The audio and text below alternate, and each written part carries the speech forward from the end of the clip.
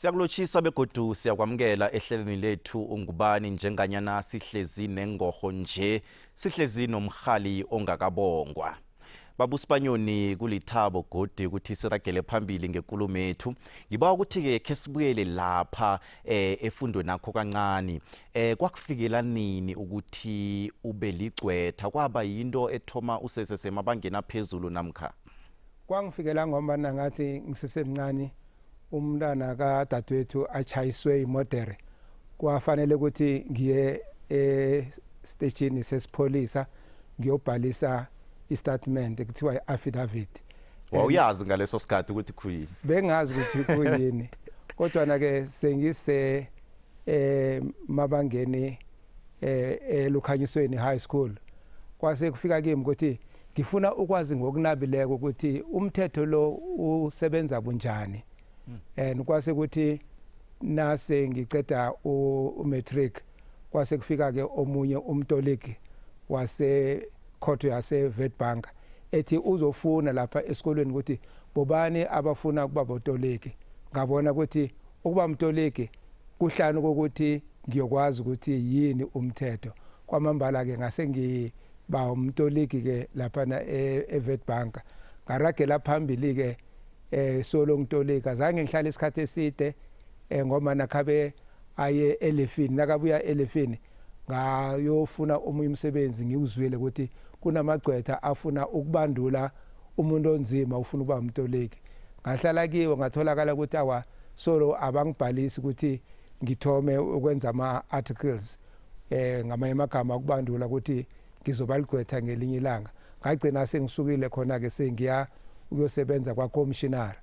Nangisebenza ke kwaCommissioner sengiba umuntu ofundako ezomthetho ngokustudisha eUnisa ngocorresponda. Ngabona ukuthi kuthatha kabuthaka ngabawa ke ukuthi ngifuna umfundaze. Bengase umfundaze wasimahla. Bekuyi-study loan ukuthi bakunikeza imali na uyokufunda iminyaka emithathu kufanele ubuye uzokusebenza iminyaka emithathu. Mina ke ngathi nangibawile kwatholakala ukuthi ngiyofunda iminyaka emine kwafanele ukuthi nangibuyako kufanele ngizosebenza iminyaka emine khona kwaCommissioner kwandaba zabantu ngalesa sikhathi lesiyake. Izwakala kamnandi. Mhlawumnye nasibuyela lapha esecondary wawuthi ufundela ukuba yini, ufundela ukwenzani? Yazi kuyakarisa. Ekuthomeni khabe ngithi ngifuna ukuba ngitishara. Ngaliya minyaka vele abantu abaningi nakade ungazi ukuthi kufuze ukuthi mhlawumnye ufundele ini. Abaningi babenza vele imfundo zokuba botitshera.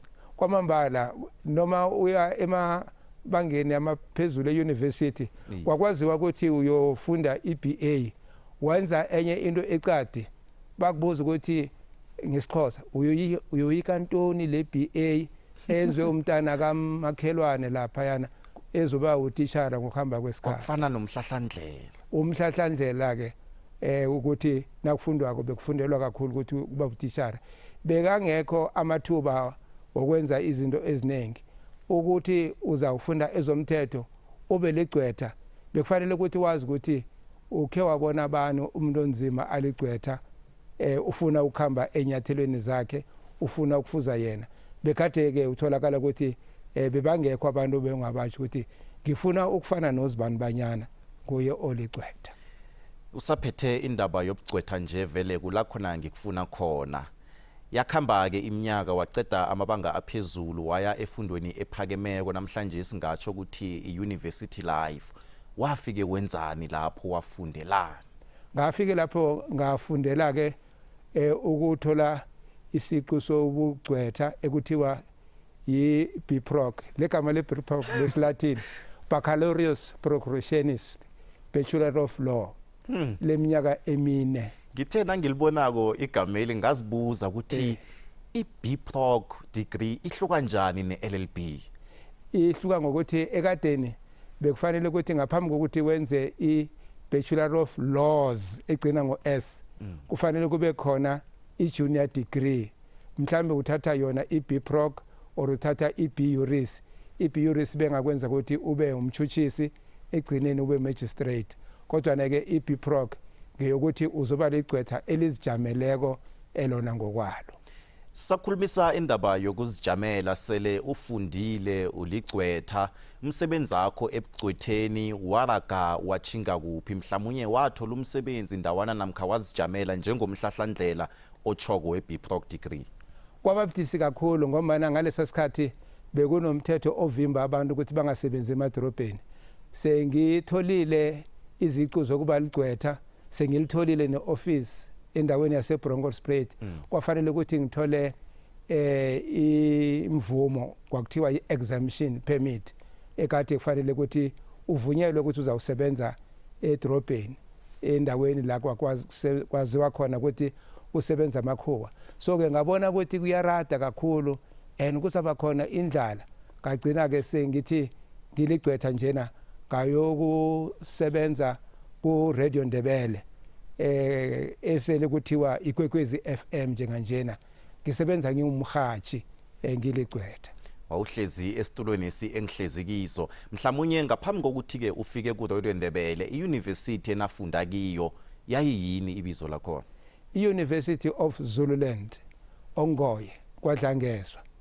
La ngathi nangifunda khona kwaba khona isikhathi lana ukuthi kufanele kube nehovisi eliluleka ngezomthetho. Ngifuna ukusho ukuthi owokthoma waba ngumphathi walo kade kungu uSimoyi Emmanuel wakwaButhelezi. Mina kade ngingumphathi wesibili i-coordinator ukuvula ihovisi elikwazi ukuthi lisize abafunda ezomthetho ukuthi bangafundi ngizathi ngesikhuwa itheory kwaphela kodwa nake bakwazi nokufunda ipractice ukuthi kusebenza kanjani. Kodwa nake nangaphandle kwalokho kuze nabantu abanenkinga, abantu abahlala kweuniversity, abantu abahlala eMhlathuze, abahlala endaweni yaseMpangeni, abahlala endaweni yaseSikhawini ekade sibasiza sibafundi euniversity kuthi nakunenkinga kube khona umfundisi ofundisa ezomthetho esithi ilo lecturer ukuthi inkinga le ingaphezulu kwethu sibawa ukuthi usihlathulele ukuthi simsiza ngayiphi indlela. Akhe sibuyele emva kancane Bhangela ubala iUniversity of Zululand. Siyazi ukuthi nikhule ngesikhathi esibudisi kukhulu lapha khona ukuchita endaweni ohlala kiyo namkhokhulele kiyo kwangasilula ngembandela eyayibekwe ngaleso sikhathi. Wafika njani kwaZulu Natal? Ngafika budisi khulu kwamambala ngoba iuniversity ngabawa ukuthi ngiye kuyo. iUniversity kwakuthiwa University of the North iTerflop esele kuthiwa University of Polokwane. Kwathi nangifaka isibawo baphendula bathi awa wena uwela under Nguni group kufanele ukhethe iUniversity of Zululand or ukhethe iFort Hare. Kade nginekani ngaleso sikhathi ngathi awa angiyi lapho kukude kodwa nakwathi nasekufika ibrochure ukuthi sekufika incwadi ama forums sengiyaqala ukuthi yini nani bayifundisako ngathi mara nasi into engiyithandako ngagcina sengiyile lapho and ke kafushazana ngifuna ukusho ukuthi bekubudisi ukuya khona ngoba besikhamba ngestimela besikhwela istimela saka 4 ngemva kwamadina istimela leso nasuka eWitbank siyojika ePark Station nase Germiston siya kubo Volkskrust siya kubo Mooi River siyofika eDurban ngakusasa ngo11 sibambe saka 2:00 sisuka eDurban siya eMthunzini sifike ngo4:00 entambama ngelanga elandelako ngamanye amagama besikhamba ama-awara ukuya euniversity kodwa na ke besihlala khona euniversity siza emakhaya ngakanye nakuvalwe isikolo mhlambe ngama Good Friday namkha nakuvalwe ngithi isikolo ngifuna ukuthi iuniversity nayivaliwe ngesikhathi sasebusika. Ngiyakuzwa Bhangela akhekhe siye lapha ku Radio Ndebele nawufikako wathola abobani begodi kwabanjani ungena emhathweni ngaleya minyaka? Ngafika ngathola uMiki Malatsi kaSibanyoni ngathola abomandla kayise Masanabo ngathola abomandla Sithole ngabothola awo Raymond Ntuli umhlalukwana uqabaqongo ngathola no Thiza uPhilip Mahlangu upunka sasihatsha nabo ngaleso sikhathi kodwa na ke ngifuna ukusho ukuthi abanye kade beza ke abonofanezile bekade bakhona nabo and ke noma Popota uPinky Mabona bekade anehlelo uAchter Medag u3 foot bekade bafika nabo bavela ngalezo ebavela ngazo baletha ulwazi esithabeni samaNdebele ziyokukhamba inkutani yokusala imbongo mhlawumnye na ungaseke usinabele sele ungaphakathi ke kweRadio Ndebele umsebenzi wakho kwafika kwaba yini lapho wafika wenza